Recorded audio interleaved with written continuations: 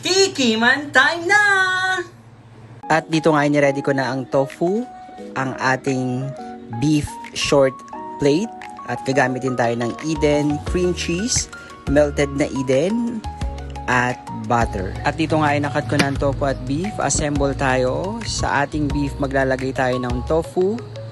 Balutin lang natin yan ng ganito. At matapos ko ang balutin lahat ay naglagay lang ako dito ng cornstarch, 2 tablespoon of all-purpose flour. Naglagay din ako dito ng salt and pepper. Maglalagay din ako dito ng turmeric, curry powder, at parsley. Mix lang natin yan. Then crack tayo ng 2 eggs. Dip lang natin yung ating rolled beef sa egg. At lagay natin sa ating dry ingredients. At eto na nga siya matapos lahat. Prito tayo.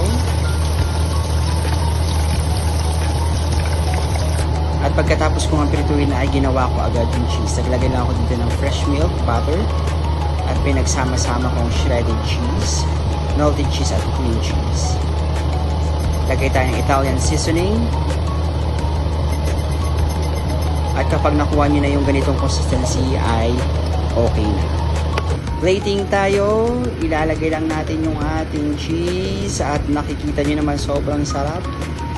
Lagay tayo ng spring onion. Tikiman time na! Ganyan. Sobrang grabe yung, ang ganda ng pagka-melt ng cheese. Akala mo mozzarella siya.